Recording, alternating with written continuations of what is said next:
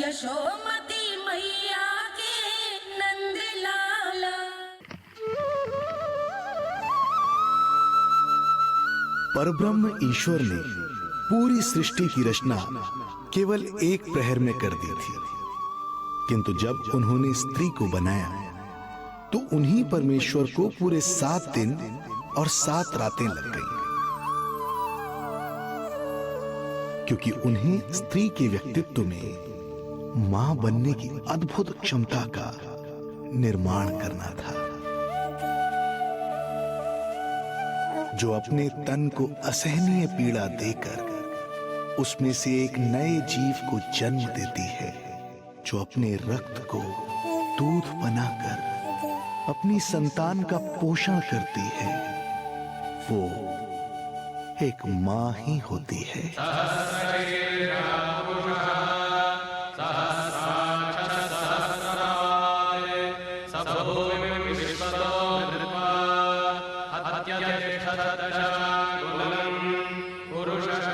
स्वयं भगवान श्री विष्णु भी मां की इस ममता से दूर ना रह पाए, विवश हो गए धरती पर अवतार लेने के लिए।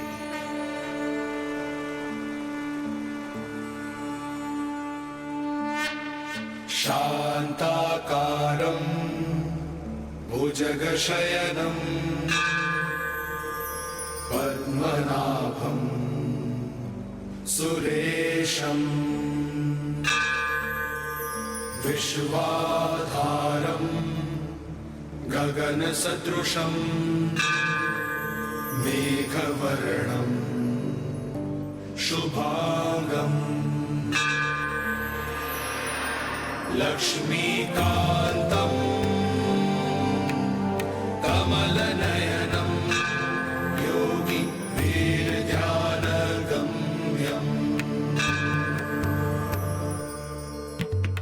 वन्दे विष्णुं भवभयहरं सर्वलोकैकनाथं वन्दे विष्णुं भवभयहरं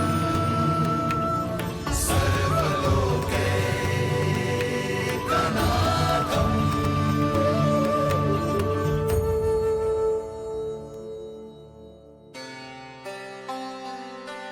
प्रणाम प्रभु। प्रणाम प्रणाम माता।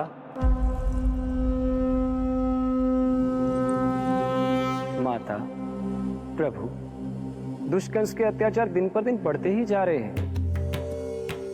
पृथ्वी की शांति नष्ट हो रही है प्रभु, और मैं देवराज इंद्र होकर भी कुछ नहीं कर पा रहा हूं। आपके प्रताप से मैं भूमि अनंत काल से समस्त विश्व का भार उठा रही हूँ, किंतु प्रभु अब दुष्टता इतनी बढ़ चुकी है कि मैं सहन नहीं कर पा रही हूँ। अब दया कीजिए प्रभु, इससे पहले कि मैं बुराई के इस असीम भार के नीचे दबकर ब्रह्मांड की अतल गहराइयों में खो जाऊं। मेरी सहायता कीजिए प्रभु। आंखें खोलिए प्रभु, आंखें खोलिए।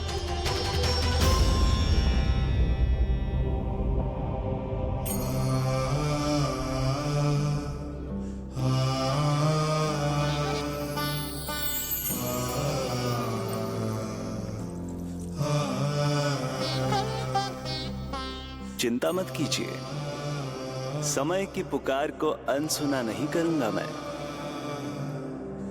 मैं आप सबका कष्ट हरूंगा। मैं अवश्य अवतार लूंगा, मैं अवश्य अवतार लूंगा, मैं अवश्य अवतार लूंगा। श्री कृष्ण के रूप में, श्री कृष्ण के रूप में, श्री कृष्ण के रूप में।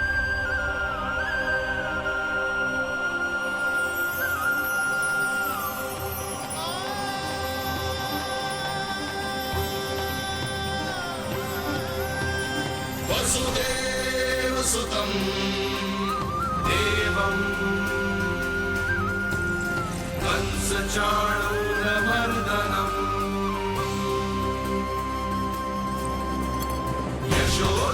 यशोदपरमानन्दं कृष्णं वन्दे जगद्गुरुं।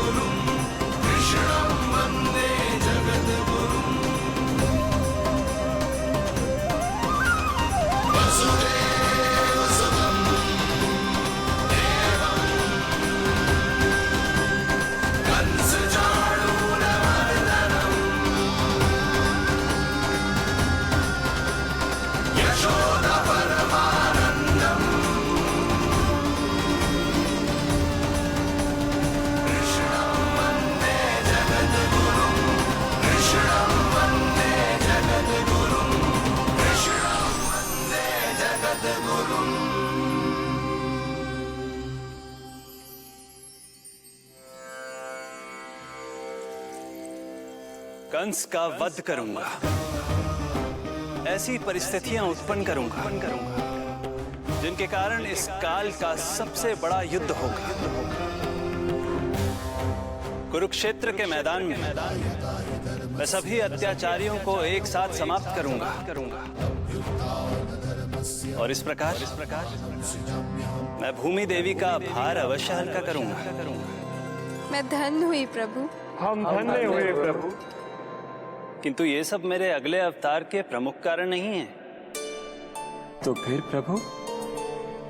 मेरे अगले अवतार का सर्वप्रथम और सर्व प्रमुख कारण है मां के अलौकिक प्रेम का अनुभव करना। मैं मां की ममता के सभी रूपों का आनंद लेना चाहता हूं। उसके हाथों से भोजन करना, उसके अंग से लिपट जाना, लोरियां सुनना, संसार के सभी संकटों से सुरक्षित उसकी गोद में सोना, उसे मां मां कहकर पुकारना, सांसारिक विषयों के बारे में उससे जानना,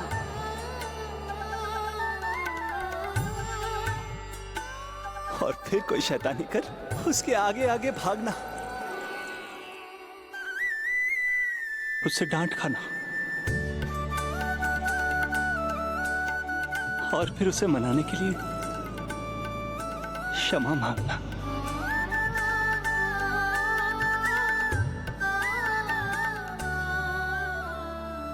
कितना आनंद आएगा जब वो मुझे दंड देने के लिए मेरे पीछे पीछे दौड़ेगी और मैं उस डर से सभी दिशाओं में भागता फिरूंगा। और फिर जब वो थककर हाँफते रुक जाएगी तो मैं स्वयं उसके पास जाऊंगा, उसकी ममता भरी गोद में समा जाऊंगा।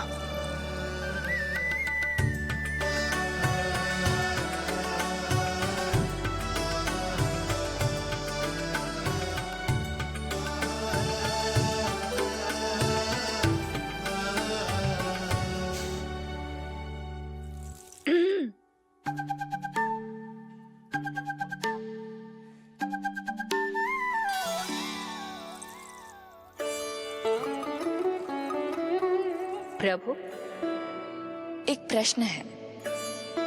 माँ और संतान के अद्भुत रिश्ते के इस आनंद को आप किसके साथ अनुभव करना चाहते हैं?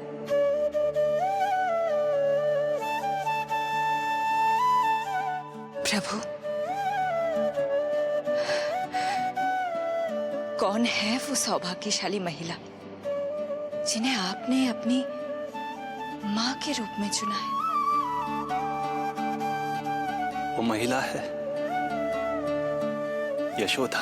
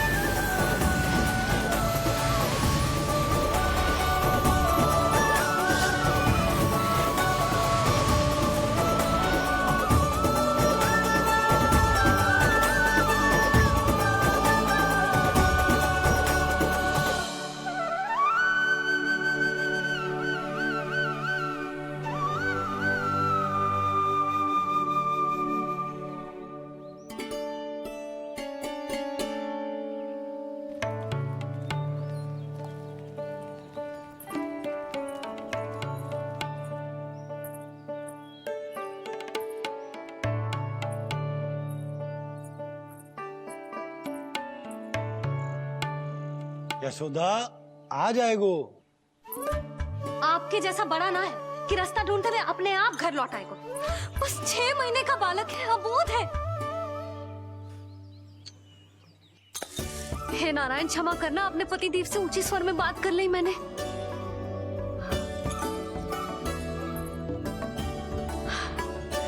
किसी को भी बुद्धि ना है पूरे गोकुल में। कि नंद जी का बालक खो गयो है, सुबह सुबह घर से भाग गयो है। किसी को ना पड़ी है कि उसे ढूंढे लेकर आए। यही सम्मान देते हैं वे गोकुल के राजा को। हे भगवान, ना जाने मेरा बच्चा कहाँ होगो, कैसा होगो। कितना समय होगा है? अब तक तो भूख भी लगी आई होगी उसे। आप क्यों रुक गए? आप खाओ। हाँ हाँ, आप खाओ, आनंद से खाओ। आपको तो कुछ चिंता ही ना है। माँ ही तड़पती है अपनी संतान के लिए।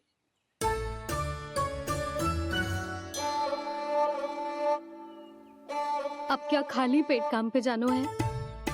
क्या कहेंगे सब कि यशोदा अपने पति को भूखा रखे? ना ना, आप खाओ, खाओ ना।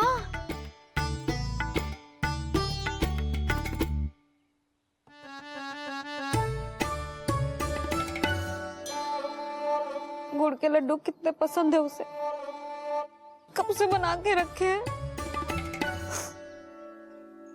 यशोदा, तुम स्वयं क्यों नहीं जाकर ढूंढती उसे? लड्डू भी खिला दियो और घर वापस भी ले आई। जाओ, शीघ्र जाओ।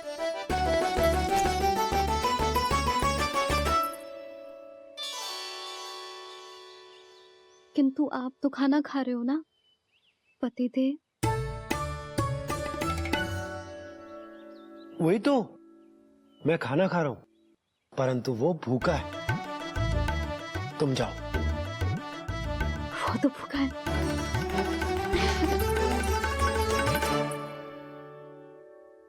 ये बनेगी श्री हरि के अगले अवतार की माँ।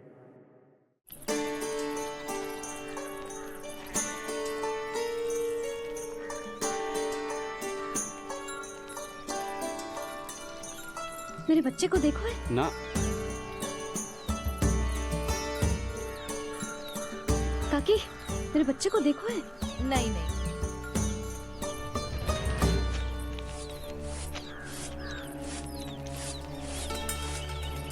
सुमति, मेरे बच्चे को देखो है क्या कहीं?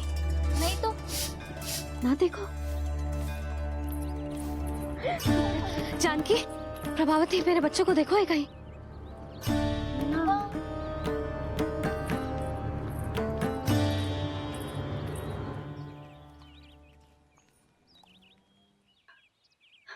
कहाँ है तू? देख, तेरी मैया कितनी चिंतित हो रही है, और तू है कि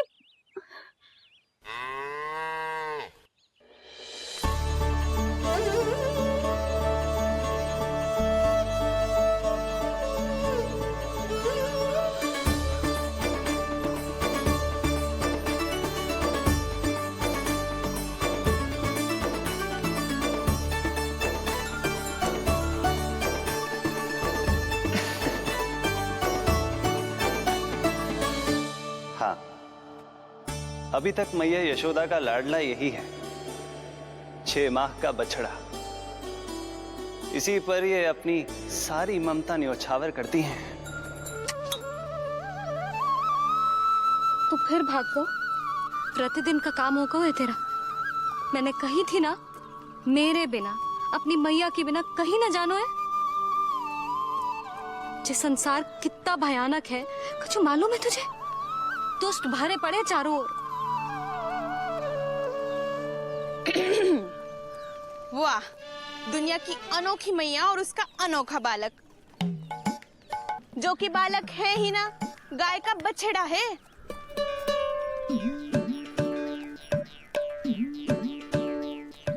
तो लक्षणा, तुम्हारी जे दशा कौन ने की? और कौन ने? जे तुम्हारे सपूत ने कूद फाड़ के मेरे पूरे बगीचे का सत्यानाश कर दो है। मेरा रामू ऐसा कर ही ना सकता। जे क्यों आएगा तुम्हारे बगीचे में? रंग बिरंगे फूलों के लिए। फूलों के लिए? हाँ, जीप लपलपाती है इसकी मेरे फूलों के लिए। सुबह सुबह भाग के आ जाता हो इन्हें खाने के लिए। फूल खाने? सुलक्षणा, तुम्हें कछु वहम हुआ है। जे मेरा रामू है, जे फूल वूल क्यों खाएगो भला? अच्छा, तो फिर आप ही इसका मुंह खोलो और स्वयं देख लियो। हाँ तो ठीक है, असत्य के पैर ना होते जो अभी सिद्ध हो जाए वो। रामू मुंह खोल के दिखा। मैया की कहीं मानते हैं ना, मुंह खोल। रामू सुलक्षणा चाची को दिखा दे कि तूने उनके फूल ना खाए। चल मुंह खोल, मुंह खोल।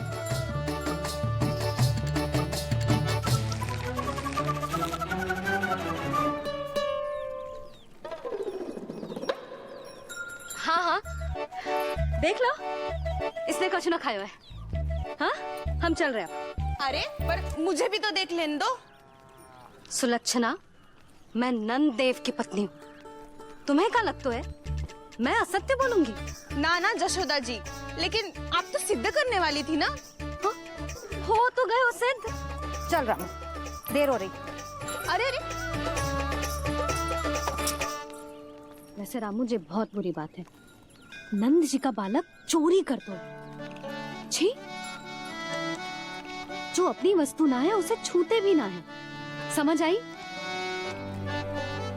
जे करूंगी सुलक्षणा के यहाँ भरी टोकरी बेसन के लड्डू भिजवा दूंगी, प्रसन्न हो जाएगी। ये तो बड़ी चतुर है प्रभु। हाँ प्रभु, और जीवट भी है इनमें। बस यही देखा आप सबने? क्या आपने एक मां की चिंता नहीं देखी? प्रत्येक मूल्य पर अपनी संतान की रक्षा करने का स्वभाव नहीं देखा? या फिर असत्य भाषण करने पर अपनी भूल सुधारने की व्यग्रता नहीं देखी? कोई बात नहीं, मैं बताता हूं यशोदा क्या है। यशोदा पवित्रता की प्रतिमूर्ति है, विश्वास का आधार सुरक्षा की भावना है, ममता का मूर्त रूप है वो, वात्सल्य की गंगा है, भावनाओं का बहता हुआ निर्झर है। यशोदा अपने आप में परिपूर्ण है। यशोदा मां है। प्रभु, मां यशोदा निश्चित ही अद्भुत है, जिनके यहाँ आप पुत्र बनकर जाना चाहते हैं, उन्हें तो असाधारण होना ही है। किंतु प्रभु, आपके दिए हुए वचन के अनुसार आपको देवी देवकी का पुत्र बनकर जाना है, तो फिर आप एक ही जन्म में दोनों माताओं के पुत्र कैसे बन सकते हैं? आपका प्रश्न उचित है इंद्रदेव। पूर्व काल में प्रजापति सुतप्पा और उनकी पत्नी प्रश्नी ने मेरी घोर तपस्या की थी। उनके आग्रह करने पर मैंने उन्हें वरदान दिया था कि जब वो देवकी और वसुदेव के रूप में पृथ्वी पर आएंगे, तब मैं उनका अष्टम पुत्र कृष्ण बनकर जन्म लूंगा। पर मैया यशोदा के वात्सल्य प्रेम ने मुझे दुविधा में डाल दिया, क्योंकि वो भी तो पिछले जन्म से ही है ना। पिछले जन्म से?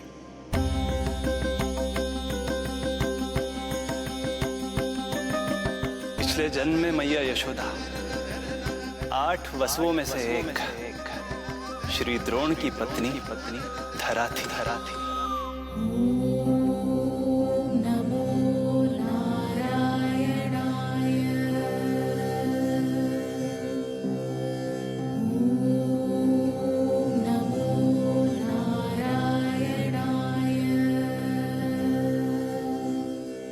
दोनों सहस्त्रों वर्षों तक निरंतर मुझे पुत्र रूप में पाने की मनोकामना के साथ घोर तपस्या करते रहे। अपने तप में वो दोनों इतने लीन थे कि प्रकृति की कोई भी शक्ति उनका ध्यान भंग नहीं कर पाई। किंतु फिर एक दिन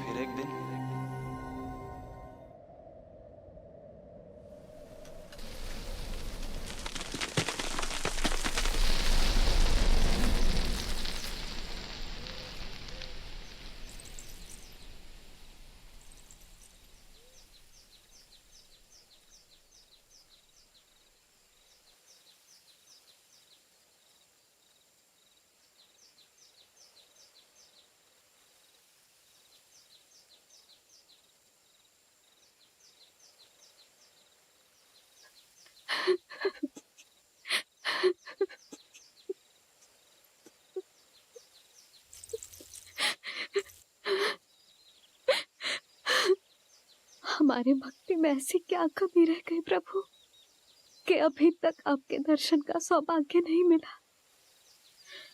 अब तो सैकड़ों वर्ष बीत गए हैं आपका सुमिरन करते हुए।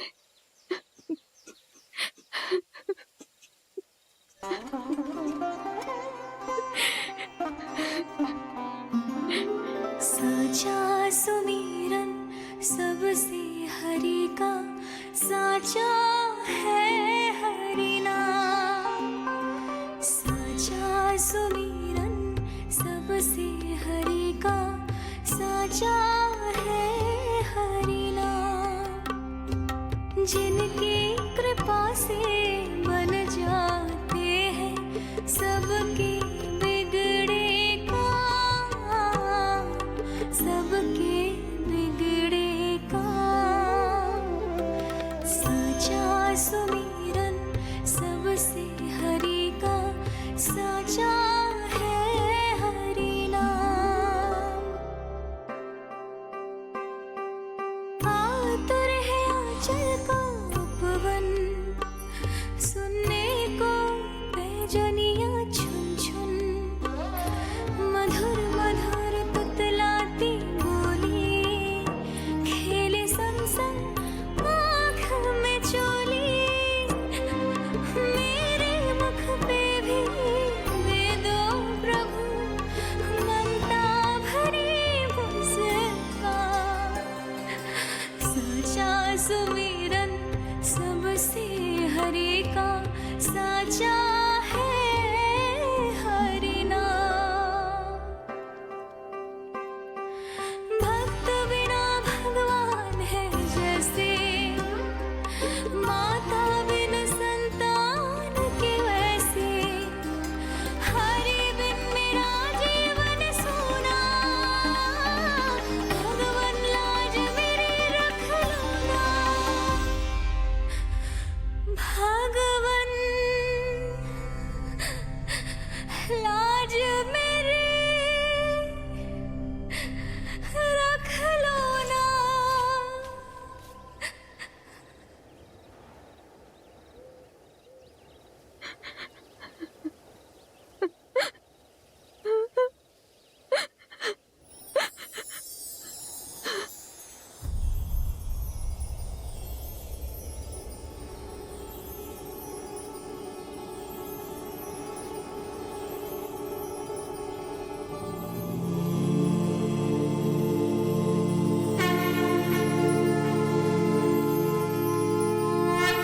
सशंख चक्रम सकिरीट कुंडलम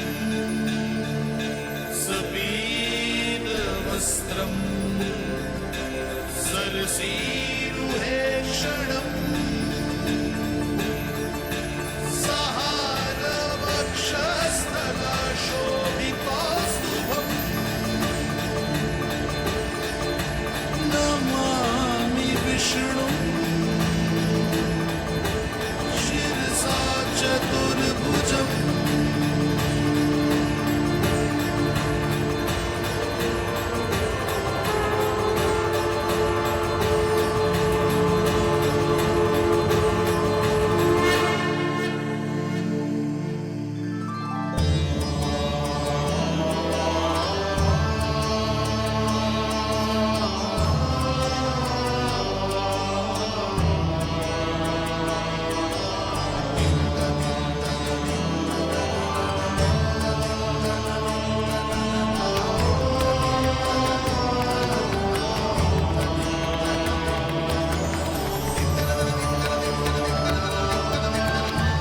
कहिए कहिए, क्या वरदान पाना चाहते हैं आप?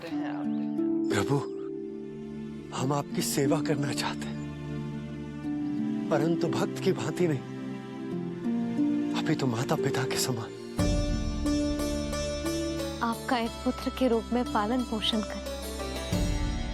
आप हमें माँ पिता के भांति प्रेम दें और हम आप पर अपनी ममता न्योछावर कर सकें। बस इतनी ही इच्छा है प्रभु। आपकी इच्छा पूर्ण होगी। मैं आपकी संतान के रूप में अवश्य आऊंगा, किंतु उसके लिए आपको मेरे अगले अवतार के बाद एक और अवतार की प्रतीक्षा करनी होगी, क्योंकि अगले जन्म के लिए मैं पहले ही ये वरदान माता देवकी को दे चुका हूं। प्रभु, किसी भी जन्म में आपको अपने पुत्र के रूप में पाना मेरा सौभाग्य होगा, किंतु मेरी ममता मेरे वश में नहीं है। प्रभु, आप साक्षात मेरे सामने खड़े हैं, किंतु मेरे नेत्र आपके इस दिव्य चतुर्भुज रूप को नहीं देख पा रहे। इन्हें तो आप अभी से बाल रूप में दिखाई दे रहे हैं। मेरे भीतर उमड़ती ममता की ज्वार का अनुभव कीजिए प्रभु। केवल कल्पना मात्र से मेरा वक्षस्थल दूध से भराया है। ये गोद तरसने लगी है, मन अभी से लोरिया गाने लगा है। मेरे इस अनुरोध को स्वीकार कीजिए प्रभु, कृपा करें। इस मां से और प्रतीक्षा ना करवाए प्रभु, और प्रतीक्षा ना करवाए। उस पल माता धरा की ममता भरी भक्ति और प्रेम भाव को देखकर मेरे मुख से भी वो शब्द निकल ही पड़ा जिसे एक बच्चा पहली बार बोलना सीखता है, माँ।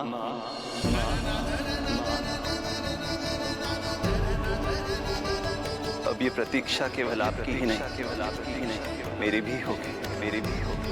मैं भी तरसूंगा आपका पुत्र बनने के लिए। इस समय मैं विवश हूँ, किंतु मैं आपको वचन देता हूँ, मैं आपकी संतान बनकर अवश्य आऊंगा, प्रभु,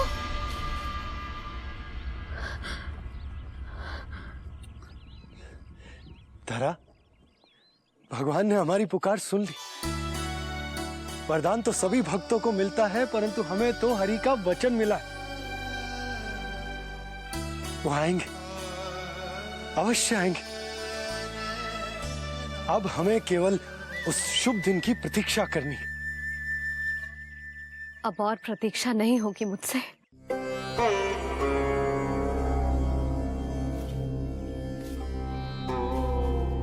हमने सहस्त्रों वर्षों तक तपस्या की। ये समझ लो कि वो तपस्या अभी शेष नहीं। श्री हरि को अपने सामने देखकर मेरी व्याकुलता का बांध टूट गया है। 2 जन्म बहुत बड़ा समय होता है स्वामी। अपने पुत्र के रूप में हरि को गोद में खिलाने के लिए अब मैं और 2 जन्मों तक प्रतीक्षा नहीं कर सकती।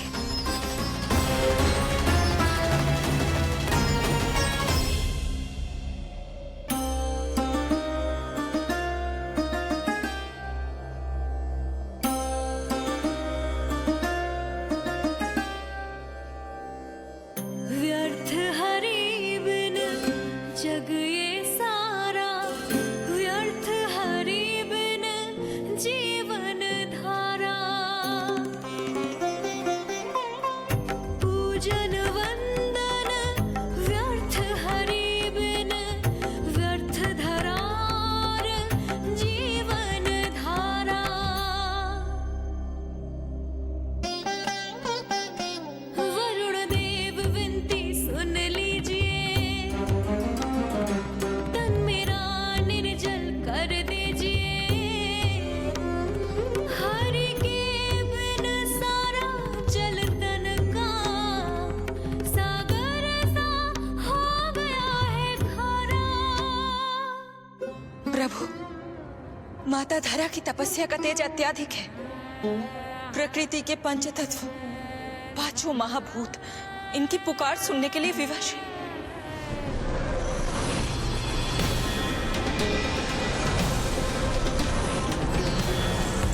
धरा, प्रिय, ये क्या कर रही हो?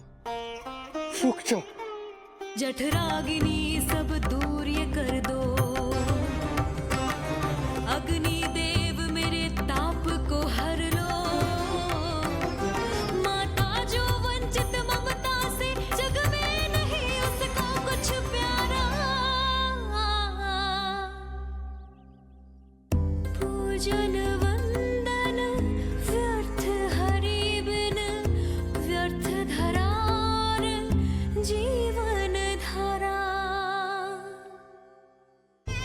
प्रभु, यदि अग्निदेव अपना अग्नि तत्व वापस ले लेंगे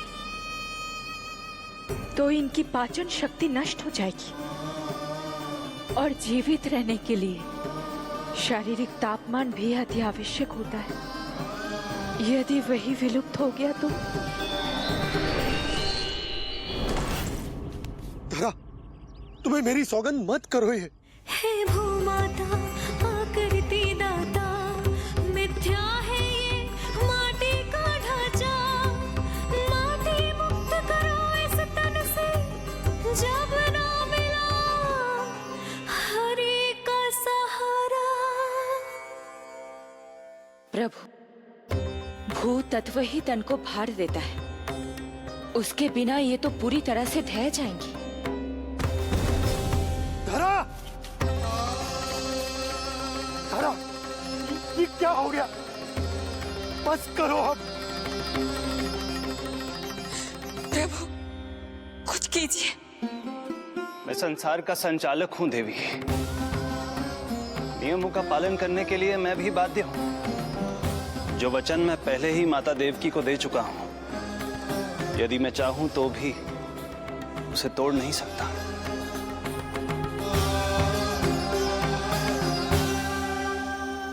सुख लो आयु सब तन की, आस है जो ना शेष है मन की। वायु देव कृपा करो अब ये, रोक दो इन श्वासों की धारा।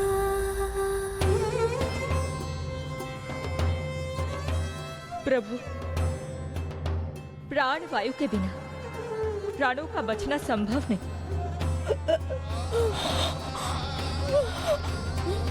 धरा, धरा, धरा,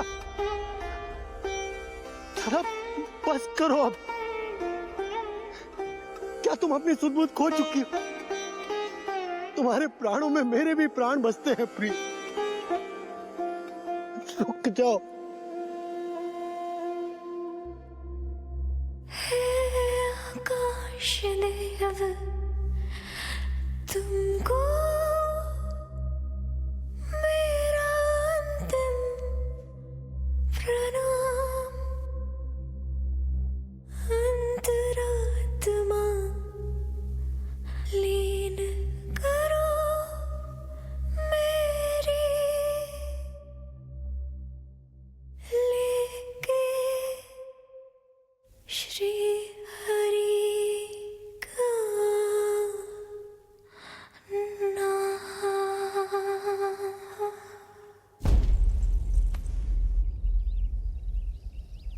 धरा, धरा, धरा, ये क्या कर लिया तुमने? धरा, कोई है, कोई है, सहायता कीजिए। धरा, जल, धरा, तुम चिंता मत करना, मैं यही हूं। मैं 2 क्षण में जल लेकर आता हूं।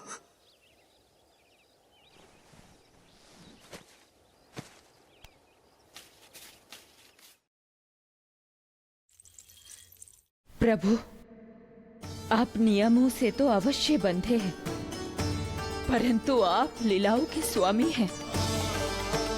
कोई तो उपाय निकालिए। आपने इन्हें माँ कहकर पुकारा है। माँ की प्राण रक्षा पुत्र नहीं करेगा तो और कौन करेगा?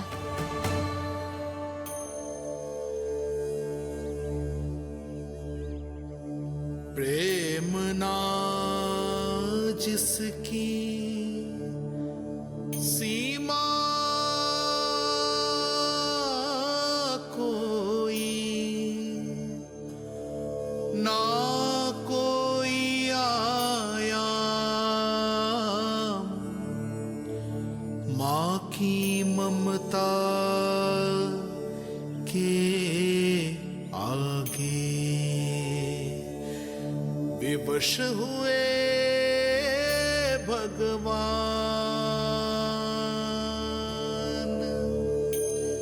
विवश हुए भगवान।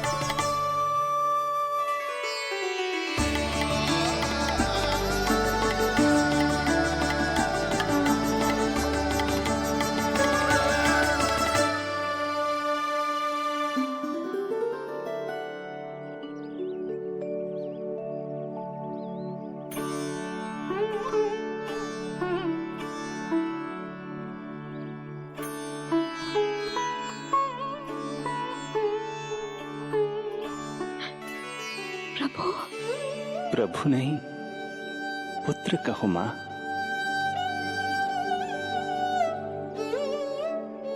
पुत्र, मेरा पुत्र, मेरा पुत्र।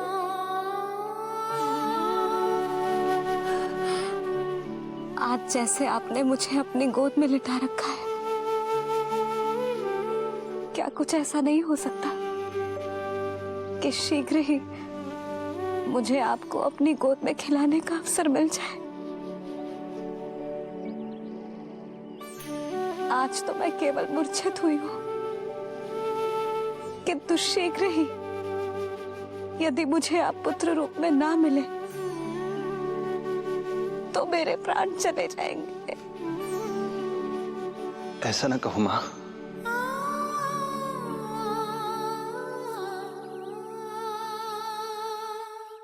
माता देवकी को मैं पहले ही वचन दे चुका हूं, इसलिए विधि के विधान के अनुसार मुझे उन्हीं का पुत्र बनकर जन्म लेना होगा। किंतु आपकी आतुरता का अनुभव करने के बाद अब मैं भी आपका स्नेह पाने से स्वयं को और वंचित नहीं रख सकता। आपने वरदान मांगा था कि आप पुत्र की भांति मेरा पालन पोषण करना चाहती हैं, इसलिए यदि आप उचित समझे तो आप अगले जन्म में ही अपनी इच्छा पूर्ण कर सकती हैं। जिस आयु में संतान को अपनी मां की ममता के आंचल की आवश्यकता सबसे अधिक होती है, उस आयु में अर्थात अपने जन्म के प्रथम दिन से 10 वर्षों तक मैं आपके साथ रहूंगा। किंतु फिर मुझे अपनी जन्म देने वाली मां माता देवकी के पास लौटना होगा। ऐसा करने से मैं उन्हें दिया वचन भी निभा पाऊंगा और आपकी ममता का सौभाग्य भी प्राप्त कर पाऊंगा। यदि आपको स्वीकार हो तो।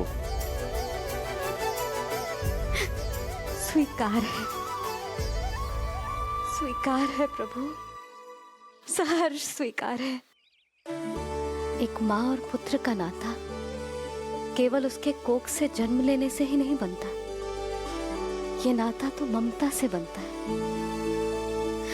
और मैं अपनी ममता आप पर न्यौछावर करने के लिए आतुर हूं।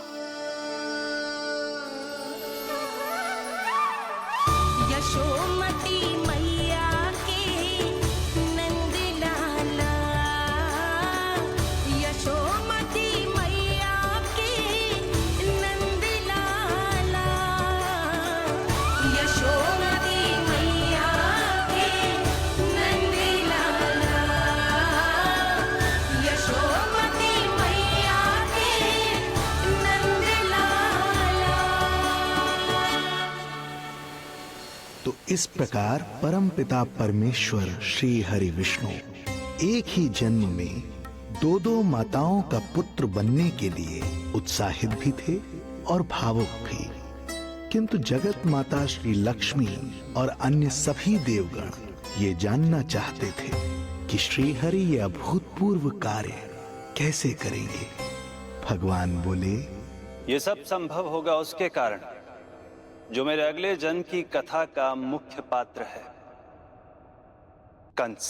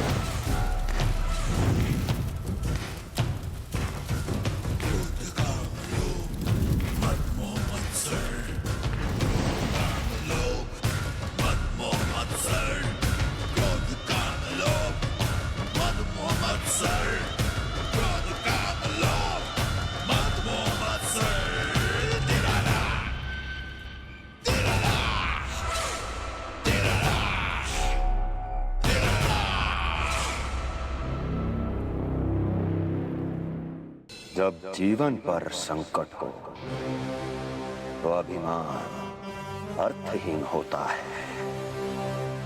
जब प्राणों पर बनाए तो सम्मान स्वाभिमान सब निरर्थक होता है। इन व्यर्थ के मूल्यों को बीच में मत आने दो।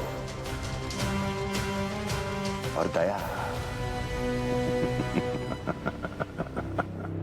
उसे तो बिल्कुल नहीं।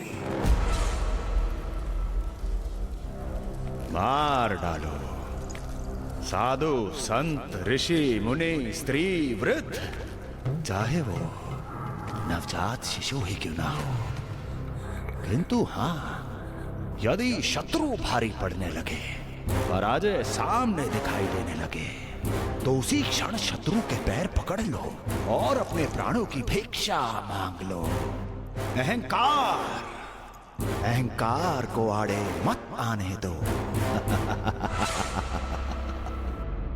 अग्निः शेषम ऋणः शेषम शत्रुः शेषम तथैव च पुनः पुनः प्रवर्धेत तस्मात् शेषम न कार्येत। अर्थात अग्नि की एक भी चिंगारी, ऋण की एक भी मुद्रा और शत्रु की एक भी संतान यदि शेष रह जाए तो शीघ्र ही विकराल रूप धारण कर सकती है। इन सब का समूल नाश ही एकमात्र उपाय है अपनी सुरक्षा का। इसलिए कहता हूं, साम दाम दंड भेद कोई भी युक्ति क्यों ना लगानी पड़े, शत्रु के प्राणों का हरण ही परम उद्देश्य होना चाहिए। छोड़ो मत, फिर चाहे वो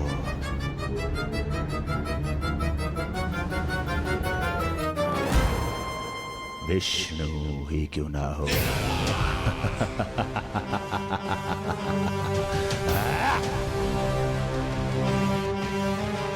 यही थी कंस की दिनचर्या। वो प्रतिदिन स्वयं को स्मरण कराता था कि स्वार्थ के लिए किसी भी सीमा को तोड़ने में कुछ अनुचित नहीं है। तभी तो राजगद्दी प्राप्त करने के लिए उसने अपने पिता महाराज उग्रसेन को भी नहीं छोड़ा था। पिताजी,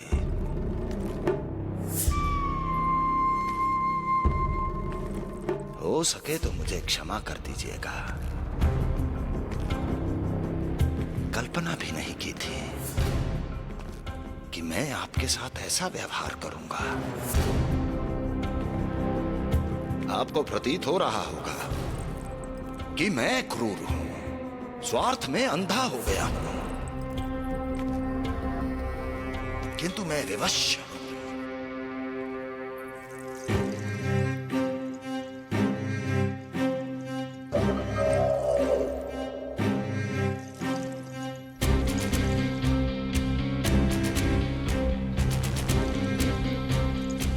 आज से सत्ता का ये भार अब मुझे उठाना पड़ेगा पिताजी,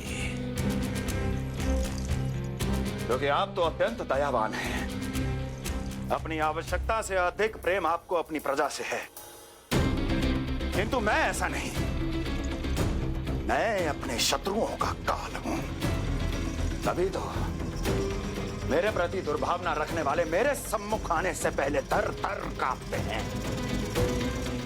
इसलिए मथुरा का राज सिंहासन मेरे साथ अधिक सुरक्षित रहेगा, क्योंकि मैं आपसे अधिक उपयुक्त हूं पिताजी। मेरा विश्वास कीजिए। हृदय पर गोवर्धन पर्वत रखकर मुझे यह निर्णय लेना पड़ रहा है पिताजी।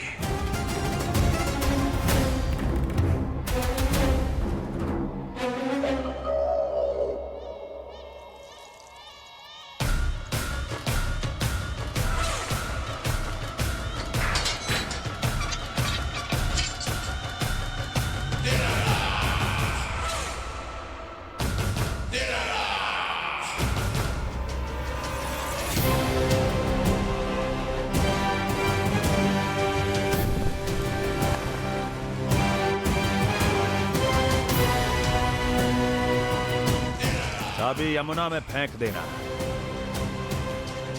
कोई कितना भी क्रूर, कठोर राक्षस ही क्यों ना हो, किसी न किसी के लिए उसके हृदय में भी प्रेम उपजता ही है। कंस भी इस नियम का अपवाद नहीं था। इस संसार में एक जीवात्मा ऐसी भी थी जिसे वो स्वयं से भी अधिक स्नेह करता था, और वो थी उसकी लाडली बहन देवकी।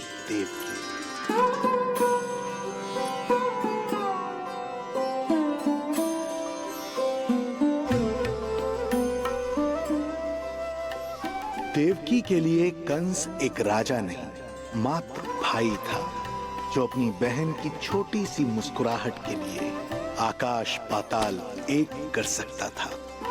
अत्यंत धूमधाम से उसने अपनी देवकी का विवाह यादवराज वसुदेव के साथ संपन्न करवाया। रुको, रुको।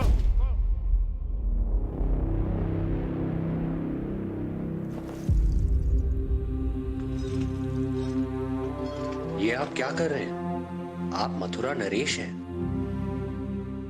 नहीं कुंवर जी, आज मैं मात्र वो भाई हूं जो अपनी प्रिय बहन के साथ बस कुछ क्षण और व्यतीत करना चाहता है। कंस के हृदय में देवकी के लिए उमड़ता प्रेम का सागर तब अचानक सूख गया जब उसने ये आकाशवाणी सुनी। महापापी अत्याचारी कंस,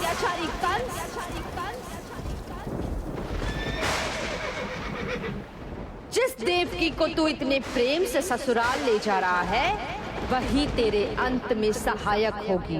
तेरा काल तेरी प्रिय बहन के गर्भ से उसकी 8वीं संतान बनकर जन्म लेगा और तेरा विनाश करेगा।